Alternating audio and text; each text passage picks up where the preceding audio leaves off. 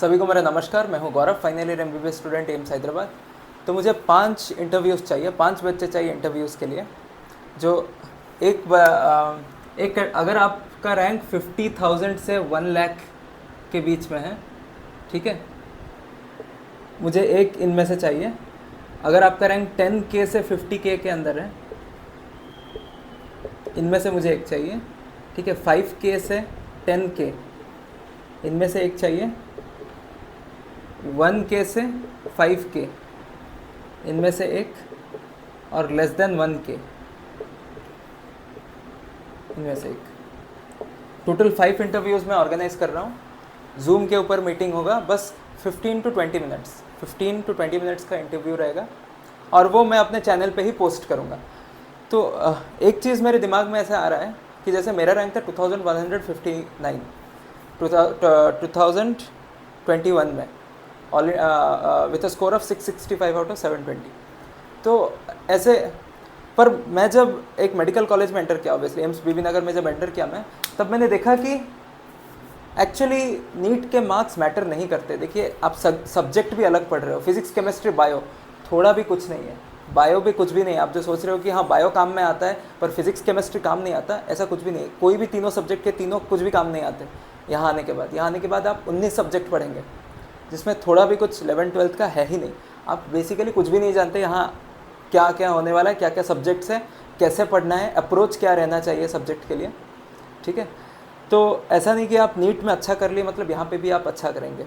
पर हाँ, एक माइंडसेट होता है, प्रिपरेशन माइंडसेट, मतलब एक एग्ज़ाम को प्रिपेयर करने के लिए बहुत बच्चों के अलग अलग माइंडसेट होते हैं। तो उसी के हिसाब से आप अपना प्रिपरेशन, फिर से एक नया प्रिपरेशन स्टार्ट करेंगे। हो सकता है वो नीट पीजी के लिए हो, या तो प्रोफेशनल्स में अच्छा करना, कुछ भी हो सकता है। तो यही माइंडसेट को समझने के लिए मैं इन सारे, क्योंकि यहाँ पे हैं बच्चे जो 1 लाख, मतलब अभी डिफरेंट कोटाज है सब, तो उसमें ऐसे लग सकता है कि जिसका 1000 रैंक है, या तो डिफरेंट कोटाज के बेसिस पे कभी कभी लगता है कि फेयर नहीं है। पर फिर भी अगर आप एक लार्जर ब्रॉडर स्केल पे देखें तो ये रैंक्स,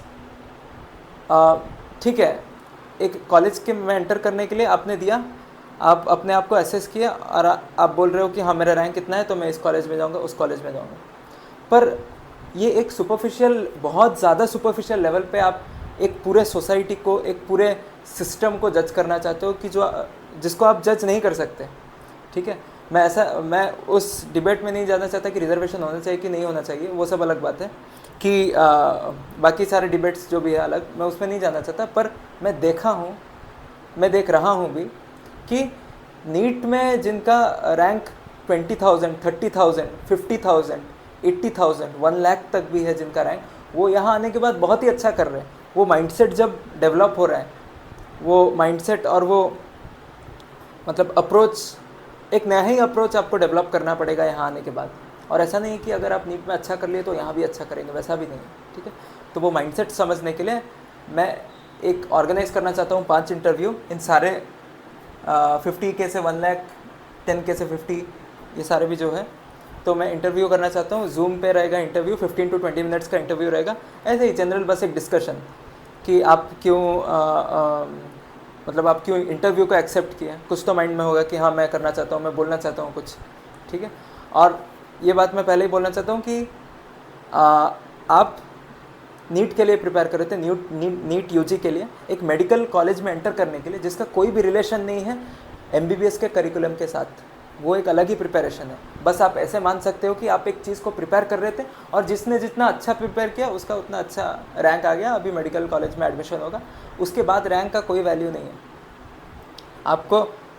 आपको बहुत ही सुपरफिशियल लेवल पे आपका रैंक एसेस करता है।